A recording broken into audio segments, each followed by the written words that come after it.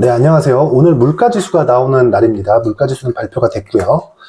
연준에서 본다는 근원 CPI는 5.6%, 전월 대비 상승했지만 예상치는 부합했습니다. 그리고 헤드라인은 이전에는 6%, 큰 폭으로 하락했습니다. 물론 예상치도 0.8% 하락할 것으로 예상이 되었지만 실제치로 발표된 건 1% 하락한 지표가 발표가 됐습니다. 물가지수가 예상치를 하회했거나 부합했다면 시장이 보합권이나 올라야 되지만 실제 시장은 어떤가요? 선물 기준에서는 0.3% 하락 중이고요. 현물도 0.3% 하락 중입니다. 시장에 큰 영향이 없다는 거죠. 그 이야기는 뭐냐면 물가가 이미 꺾였다는 걸 시장은 미리 선반영을 한 겁니다. 주가가 올해 1월부터 큰 폭으로 상승을 했고 그리고 지금은 기간 조정 중이죠. 3월 달에 은행권 문제가 터지면서 하락 구간이 조금 있었지만 다시 재반등해서 대략적으로 2월 달부터는 계속된 박스권 장세가 나오고 있습니다. 이 구간에서 한국 시장은 초대형주를 제외한 시세가 나오는 종목에서는 엄청난 시세가 계속되고 있습니다. 이런 일이 왜 발생하는지에 대해서 알고 계셔야 됩니다. 지금 여러 채널에서 내용이 나온 것을 보면요.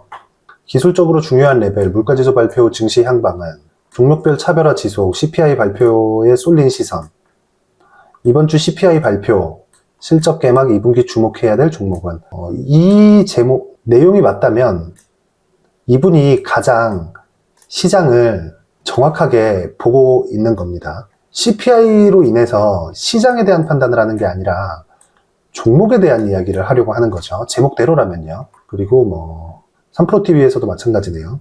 실시간 CPI 발표 시장 전망은 다 그렇습니다. CPI 발표 이후 테슬라 주가 급락 시 전 이렇게 대응할 겁니다. 소비자 물가지수, FOMC 의사로 기타 등등. 3월 인플레이션 수치 발표, CPI 데이터 같이 봅시다. 거의 다 이런 내용인데 제가 무슨 이야기를 드리고자 하는 거냐면요. CPI 데이터 중요하지 않습니다. 작년에도 마찬가지였어요. 작년에는 CPI가 높고 낮음에 따라서 주가가 등락을 보인 것 같지만 실제 그게 맞기도 합니다. 근데 CPI가 높고 낮음에 따라서 금리가 변동을 했고 금리가 변동하는 부분이 주가에 바로 영향을 줬습니다. 그게 왜 그랬냐면 금리 변동치가 주가에 반영이 되지 않았기 때문이에요. 자, 그거를 실제 내용을 한번 보겠습니다. 금리가 실제 오르기 시작하는 건 3월 달이었습니다. 자, 그런데요. 금리가 급격하게 오르기 시작한 건 6월 달이었어요. 6월 달부터 0.75% 상승 랠리가 시작이 된 겁니다. 자, 그런데요. 주가가 빠지기 시작한 건 21년 1월 달부터 22년 6월 달까지입니다. 물론 그 뒤에도 하락 구간이 있었고 하락 구간이 있었지만 이 9월 달 요 하락은 내용 면에서는 미국의 금리 인상이 포함됐다고 볼 수 있겠지만요. 영국발 모멘텀이 있었습니다. 그래서 요 내용을 만약에 제외하고 본다면 시장의 하락 구간은 21년 11월부터 22년 6월 달까지가 끝입니다. 여기까지 하락을 하면서 주가는 즉 종합주가, 나스닥은 기술주의 종합주가라고 볼 수 있죠. 기술주의 종합주가인 나스닥은 하락이 끝났습니다. 그 이후에는요. 계속 옆으로 횡보를 했고 지금은 횡보를 하고 있지만 레벨을 높여서 횡보를 하고 있습니다. 레벨을 높여서 횡보를 하고 있다는 점은 주가가 이미 큰 폭으로 하락을 해서 가격 반영이 끝났습니다. 자, 그런데 실적이 주가가 빠지는 속도를 따라갈 수 있을까요? 절대 그럴 수 없죠. 주가가 올라가면 따라서 올라오고요. 주가가 내려가면 실적이 따라서 내려갑니다. 그런데 어닝 쇼크가 나오는 경우가 있어요. 이건 어닝 쇼크가 나오는 건 전 실적 대비해서 깨진 게 아니라요. 주가가 높은 위치에 있는데 이 얘기가 무슨 얘기냐면요. 실적이 빠졌는데 주가가 안 빠진 겁니다. 근데 실적이 또 빠져요. 이게 어닝 쇼크입니다. 자, 지금은요. 주가는 이미 빠졌고 실적이 빠지길 기다리고 있는 주가예요. 그러면 여기서 다시 한번 보죠. 주가가 여기서 반등을 시작을 하고 박스권 레벨을 높여놨는데 여기를 뚫고 올라간다. 12,000에서 13,000 이런 식으로 올라간다. 그러면 엔비디아는 신고가가 나올 수도 있고요. 테슬라는 갈 길이 멀죠. 테슬라가 갈 길이 먼 이유는 간단합니다. 테슬라는 이미 저금리 때의 프리미엄을 너무 높게 받고 있어서 금리가 높아지면서 받고 있던 프리미엄이 할인 요인이 생긴 겁니다. 근데 엔비디아나 페이스북이나 이런 부분은 테슬라보다는 훨씬 더 적게 받았기 때문에 이미 지금 반등이 나왔고, 특히나 엔비디아 같은 경우에는 큰 폭으로 반등이 나온 것이죠. 다시 정리합니다. 나스닥 12,000포인트를 넘어가면 아직 실적이 올라오지 못한 상황에서 주가가 먼저 반영했기 때문에 하락할 수 있습니다. 이 내용은 에코프로의 내용, 에코프로가 오늘 많이 하락했는데 에코프로의 내용과도 같습니다. 에코프로가 10만원 초반에서 80만원까지 올라갔는데 한 달, 두 달 반 걸렸어요. 이게 무슨 의미냐?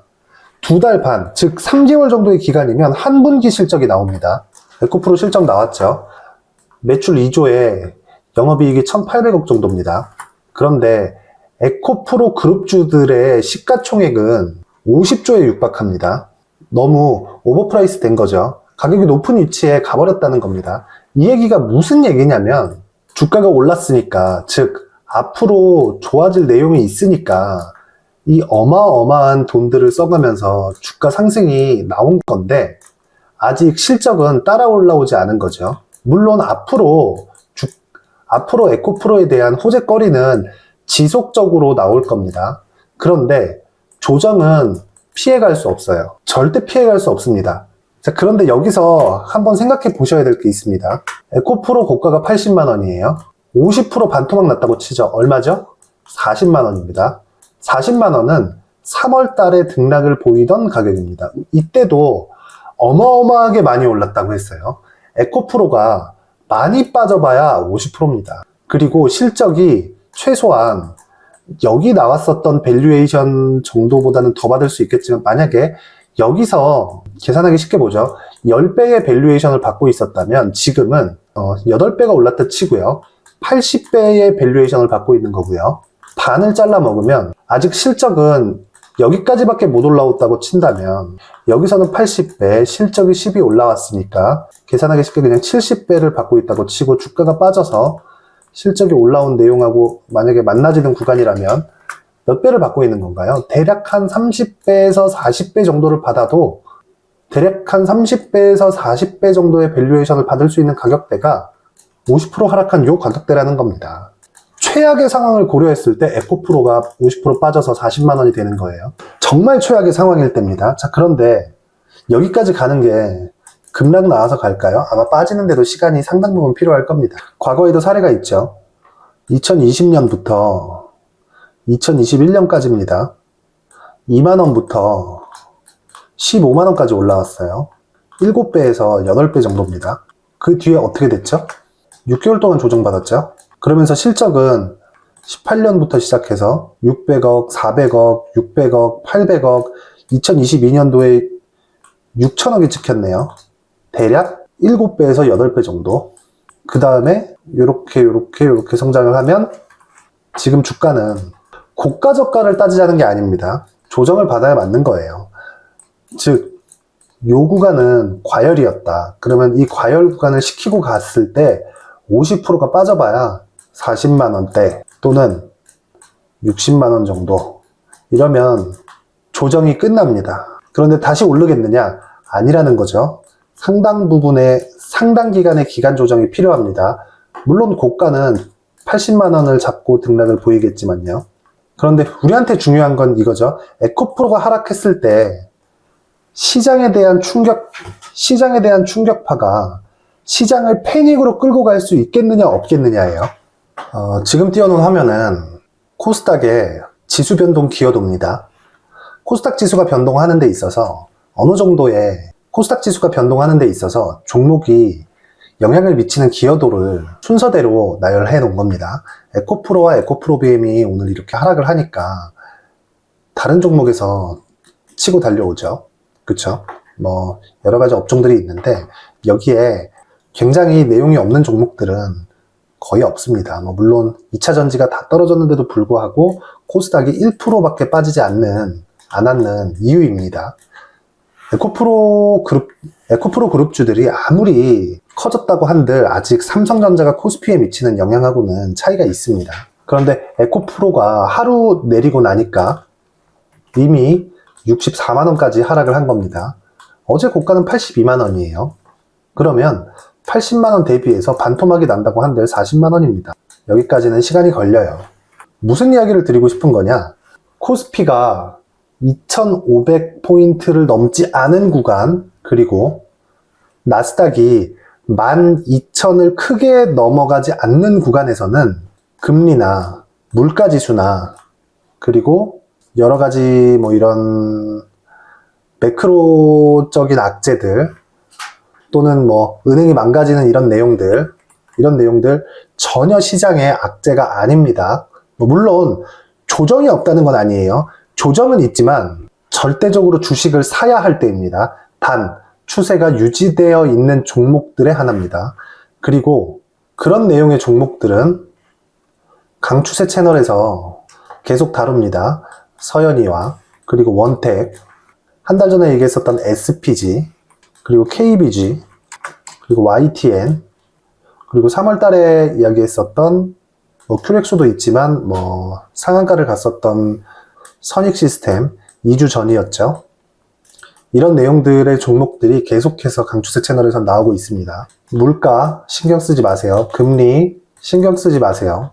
시장에 영향 없습니다. 단 코스피를 2500을 넘지 않는 선, 오늘 2550이니까 코스피가 여기서 더 올라가잖아요. 그럼 위험해질 수 있습니다. 나스닥이 12000을 크게 넘어가지 않는 선, 지금 나스닥이 12000포인트에 딱 걸려있죠? 더 올라가면 위험할 수 있습니다. 그런데 너무 고맙게도 나스닥이 오늘 하락해 줍니다. 유튜브에 굉장히 노이즈가 많습니다. 뭐 물가지수 내용을 따지고 금리가 오를 수 있다, 오를 수 없다 이런 내용을 따져가면서 여러 가지 혼란을 주는데 그런 거 다 필요 없습니다. 시장은 이미 다 반영을 한 가격입니다. 어디까지? 이 가격까지는요. 여기서 뭐 추가적으로 조금 더 올라갈 수 있지만 여기서 굉장히 뭐 올라간다고 해도 아직까지는 크게 영향을 줄 수 없다. 하지만 이 구간이 계속되고 중소형주나 여러 가지 테마들이 지금보다 훨씬 더 많이 올라간다면 그때는 문제가 될 수 있지만 지금은 문제가 안 됩니다. 그리고 어떤 종목을 사야 되는지는 강추세 채널에서 항상 공개를 하고 가격까지 같이 공개를 하고 있으니까 와서 확인하시면 투자에 큰 도움이 되실 거라고 생각합니다. 긴 영상 봐주셔서 감사합니다.